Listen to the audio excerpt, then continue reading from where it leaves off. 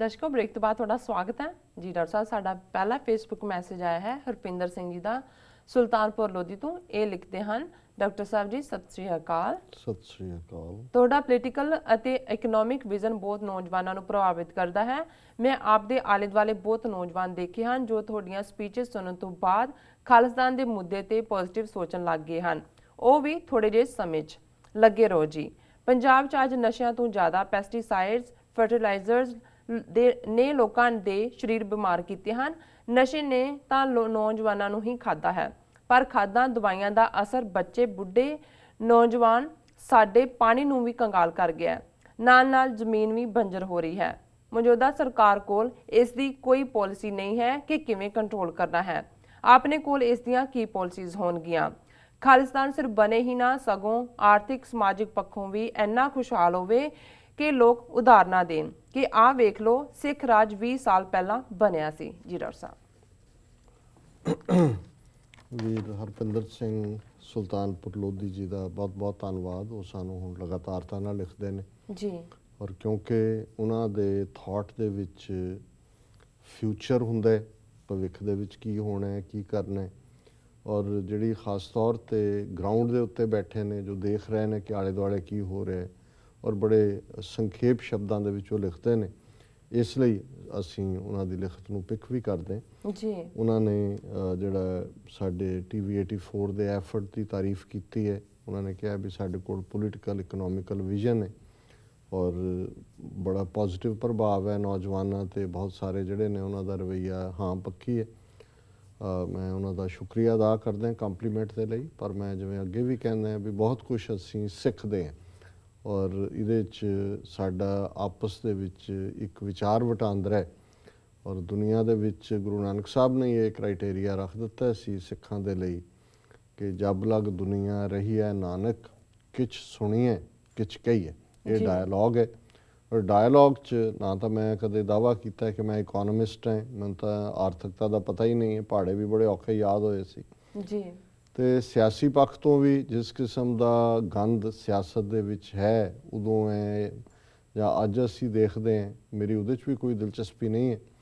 ਲੇਕਿਨ ਇਹ ਮੈਂ ਜ਼ਰੂਰ ਗੁਰੂ ਨੇ ਇੱਕ ਇਮਾਨਦਾਰ ਪਹੁੰਚ ਦਿੱਤੀ ਹੈ, ਇੱਕ ਚੰਗੀ ਅੱਖ ਦਿੱਤੀ ਹੈ ਪਰਖਣ ਦੇ ਲਈ ਕਿ ਸੱਚ ਕੀ ਹੈ ਅਤੇ ਕੱਚ ਕੀ ਹੈ।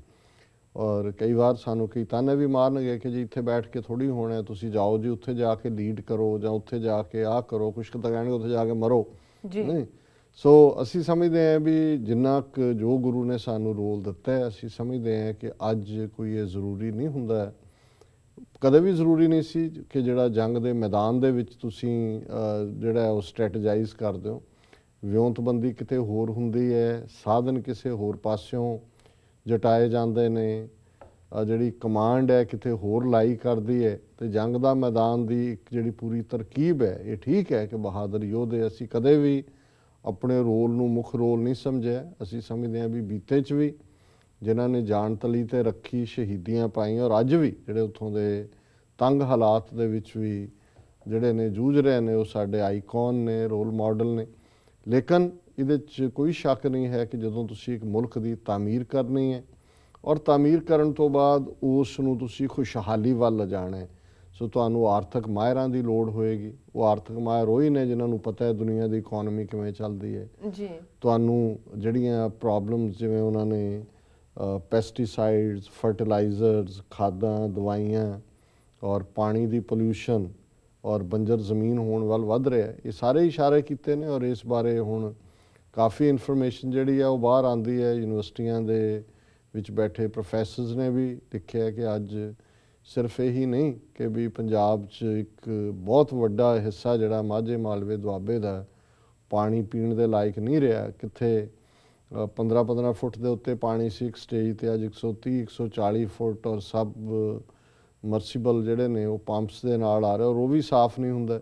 ਪੀਣ ਲਾਇਕ ਲੋਕਾਂ ਨੇ ਅਲੱਗ ਰੱਖੇ ਹੋਏ ਨੇ ਆਪਣੇ, ਜਿਹੜੇ ਅਫੋਰਡ ਕਰ ਸਕਦੇ ਨੇ ਜੀ। ਔਰ ਜਿਸ ਤਰੀਕੇ ਨਾਲ ਈਵਨ ਕਿਉਂਕਿ ਕੋਈ ਪ੍ਰੋਪਰ ਸੀਵਰੇਜ ਸਿਸਟਮ ਨਹੀਂ ਡਿਵੈਲਪ ਕੀਤਾ ਹੈ, ਛੋਟੇ ਛੋਟੇ ਟੈਂਕ ਬਣਾ ਕੇ ਸੈਪਟਿਕ ਉਹਦੇ 'ਚ ਹੀ ਸੁੱਟਿਆ ਜਾਂਦਾ ਮੈਲਾ। ਨਤੀਜੇ ਦੇ ਤੌਰ 'ਤੇ ਉਹ ਭਾਵੇਂ ਤੁਸੀਂ ਜਿਹੜੀ ਹੈ ਸੀਮੈਂਟ ਦੀ ਟੈਂਕੀ ਵੀ ਬਣਾਈ ਹੋਏ, ਉਹ ਸੀਪੇਜ ਹੁੰਦੀ ਹੈ ਸਾਰੀ, ਉਹ ਵੀ ਪਾਣੀ ਜਿਹੜਾ ਸਾਰਾ ਗਰਾਊਂਡ ਵਾਟਰ ਨੂੰ। ਔਰ ਇਹੀ ਕਾਰਨ ਹੈ ਕਿ ਈਵਨ ਫਸਲਾਂ ਨੂੰ ਵੀ ਜਿਹੜਾ ਪਾਣੀ ਮਿਲ ਰਿਹਾ ਹੈ ਇਸ ਵੇਲੇ 60-70% ਪੰਜਾਬ ਦੀ ਜ਼ਮੀਨ ਦੇ ਵਿੱਚ ਜਿਹੜਾ ਪਾਣੀ ਹੈ ਉਹ ਇਰੀਗੇਸ਼ਨ ਦੇ ਲਈ ਸੂਟੇਬਲ ਨਹੀਂ। ਔਰ ਇਸੇ ਤਰ੍ਹਾਂ ਫਰਟੀਲਾਈਜ਼ਰਸ, ਹੁਣ ਇਹ ਸ਼ਾਇਦ ਜਿਹੜੀ ਹਾਈਐਸਟ ਇੰਸੀਡੈਂਸ ਕੈਂਸਰ ਦੀ ਹੈ ਖਾਸ ਤੌਰ 'ਤੇ ਮਾਲਵਾ ਬੈਲਟ, ਹਾਲਾਂਕਿ ਪੰਜਾਬ 'ਚ ਈਵਨ ਜੇ ਤੁਸੀਂ ਆਪਣੇ ਵੀ ਰਿਸ਼ਤੇਦਾਰਾਂ, ਜਾਣੂਆਂ ਜਾਂ ਪਿੰਡ ਵਾਲਿਆਂ ਦੇ ਹਵਾਲੇ ਨਾਲ ਦੇਖੋਗੇ ਤੇ ਅੱਗੇ ਇਹ ਨਹੀਂ ਸੀ ਖਬਰਾਂ ਕਿ ਜੀ ਕੈਂਸਰ ਹੋ ਗਿਆ। ਹੁਣ ਇੰਨੀ ਛੋਟੀ ਉਮਰ ਦੇ ਜਿਹੜੇ ਹੈ ਕੈਂਸਰ ਡਿਟੈਕਟ ਹੁੰਦਾ ਹੈ, ਐਲਰਜੀਜ਼ ਬੇਹਿਸਾਬੀਆਂ ਨੇ ਔਰ ਹੋਰ ਬਹੁਤ ਸਾਰੀਆਂ ਐਸੀਆਂ ਬਿਮਾਰੀਆਂ, ਅਸਥਮਾ, ਬ੍ਰੌਂਕੀਅਲ ਅਸਥਮਾ ਜੀ। ਔਰ ਉਹਦਾ ਬਹੁਤ ਕਾਰਨ ਇਹੀ ਹੈ ਕਿ ਵੀ ਈਵਨ ਜਿਵੇਂ ਜਿਸ ਤਰੀਕੇ ਜਦੋਂ ਜਿਹੜੇ ਹੁਣ ਇਹ ਪੈਸਟੀਸਾਈਡ ਸਾਰੇ ਹਾਰਮਫੁਲ ਕੈਮੀਕਲ ਹੀ ਹੁੰਦੇ ਨੇ। ਔਰ ਜੇ ਤੁਸੀਂ ਇਹ ਕੈਮੀਕਲਸ ਦਾ ਦੇਖਣਾ ਹੈ ਵੀ ਕੀ ਕਰਨਾ ਹੈ ਜਾਂ ਕੀ ਹਾਲ ਹੁੰਦਾ, ਜਿਹੜਾ ਭੋਪਾਲ ਗੈਸ ਕਾਂਡ ਹੋਇਆ, ਯੂਨੀਅਨ ਕਾਰਬਾਈਡ, ਉੱਥੇ ਪੈਸਟੀਸਾਈਡ ਹੀ ਬਣਦੇ ਸੀ। ਹੁਣ ਜੇ ਪੈਸਟੀਸਾਈਡਸ 'ਚੋਂ ਨਿਕਲਣ ਵਾਲੀ ਗੈਸ ਇਸ ਹੱਦ ਤੱਕ ਜਿਹੜੀ ਆ ਹਜ਼ਾਰਾਂ ਲੋਕਾਂ ਨੂੰ ਮਾਰ ਦਿੰਦੀ ਹੈ, ਤੇ ਫਿਰ ਜੇ ਉਹ ਹਾਇਰ ਕੰਸੈਂਟਰੇਸ਼ਨ ਦੇ ਵਿੱਚ ਉੱਥੇ ਕੌਣ ਜੱਜ ਕਰ ਰਿਹਾ ਵੀ ਕਿੰਨੀ ਜ਼ਮੀਨ ਦੇ ਵਿੱਚ, ਕਿੰਨੇ ਜ਼ਮੀਨ ਦੇ ਏਰੀਏ 'ਚ ਕਿੰਨਾ ਪੈਸਟੀਸਾਈਡ ਪੈਣਾ ਜਾਂ ਉਹਦੇ ਤੁਸੀਂ ਫਰਟੀਲਾਈਜ਼ਰ ਕਿੰਨੇ ਤੁਹਾਡਾ ਇਸਤੇਮਾਲ ਹੋਣੇ ਨੇ। ਸੋ ਉਹ ਅਨਪ੍ਰੋਪੋਰਸ਼ਨੇਟਲੀ ਅਲਟੀਮੇਟਲੀ ਪਾਣੀ ਦੇ ਵਿੱਚ ਹੀ ਐਬਜ਼ੌਰਬ ਹੁੰਦੇ ਨੇ, ਉਹੀ ਪਾਣੀ ਸਰਕੂਲੇਟ ਕਰਦਾ ਹੈ ਅਰਾਊਂਡ ਜੀ। ਔਰ ਬਿਮਾਰੀ ਜਿਹੜੀ ਹੈ ਉਹਦੇ 'ਚੋਂ ਹੀ ਪੈਦਾ ਹੁੰਦੀ ਹੈ। ਔਰ ਨਤੀਜਾ ਕੀ ਹੈ ਕਿ ਵੀ ਹੁਣ ਜਿੱਥੇ ਔਰ ਉਹਦਾ ਐਕਸੈਸਿਵ ਯੂਜ਼ ਜ਼ਮੀਨ ਨੂੰ ਬੰਜਰ ਬਣਾ ਰਿਹਾ। ਅੱਜ ਜਦੋਂ ਪਾਣੀ ਦਾ ਲੈਵਲ ਜੇ 100, 125, 150 ਫੁੱਟ ਤੇ ਚਲਾ ਗਿਆ, ਅਲਟੀਮੇਟਲੀ ਪਾਣੀ ਕਿੰਨਾ ਕੁ ਹੁੰਦਾ ਜ਼ਮੀਨ ਦੇ ਵਿੱਚ। ਜਦੋਂ 2-4 ਵਾਰ ਮੌਸਮ, ਹੁਣ ਕੈਲੀਫੋਰਨੀਆ ਵਰਗੀ ਸਟੇਟ ਹੈ, ਉੱਥੇ ਵੀ ਕਈ ਸਾਲਾਂ ਤੋਂ ਸੋਕਾ, ਹਾਲਾਂਕਿ ਦੂਸਰੀਆਂ ਕਾਉਂਟੀਜ਼ 'ਚੋਂ ਜਾਂ ਉਹਨਾਂ ਦਾ ਨਹਿਰੀ ਸਿਸਟਮ ਹੈ ਜ਼ਮੀਨ ਦੇ ਵਿੱਚ, ਪਰ ਕਿਉਂਕਿ ਇੱਥੇ ਵੀ ਜਿਹੜੀ ਇਰੀਗੇਸ਼ਨ ਹੈ ਉਹ ਉਹਨਾਂ ਦੇ ਨਾਲ ਹੁੰਦੀ ਹੈ, ਛੋਟੇ ਛੋਟੇ ਲੱਗੇ ਹੋਏ ਨੇ ਸਪ੍ਰਿੰਕਲਰ, ਤੇ ਜੇ ਬਹੁਤ ਡੀਪ ਹੈ ਤੇ ਫਿਰ ਉਹ ਪਾਣੀ ਨਹੀਂ ਹੈ। ਸੋ ਇਹਦੇ 'ਚ ਕੋਈ ਸ਼ੱਕ ਨਹੀਂ ਹੈ ਕਿ ਵੀ ਇਹ ਜਿਹੜਾ ਪਾਰਟ ਹੈ, ਕਿਉਂਕਿ ਉੱਥੇ ਬੇਸ਼ੱਕ ਯੂਨੀਵਰਸਿਟੀਜ਼ ਦਰਜਨਾਂ ਬਣ ਗਈਆਂ। ਉੱਥੇ ਐਗਰੀਕਲਚਰ ਯੂਨੀਵਰਸਿਟੀ ਲੁਧਿਆਣਾ ਇੱਕ ਸਟੇਜ 'ਤੇ ਉਹਨੇ ਪੰਜਾਬ ਦੀ ਜਿਹੜੀ ਕਿਸਾਨੀ ਹੈ ਉਹਦੇ ਲਈ ਫਾਇਦੇਮੰਦ ਕੰਮ ਕੀਤੇ, ਨਵੇਂ ਬੀਜ ਕੱਢਣੇ, ਨਵੇਂ ਜਿਹੜੇ ਨੇ ਐਕਸਪੈਰੀਮੈਂਟ।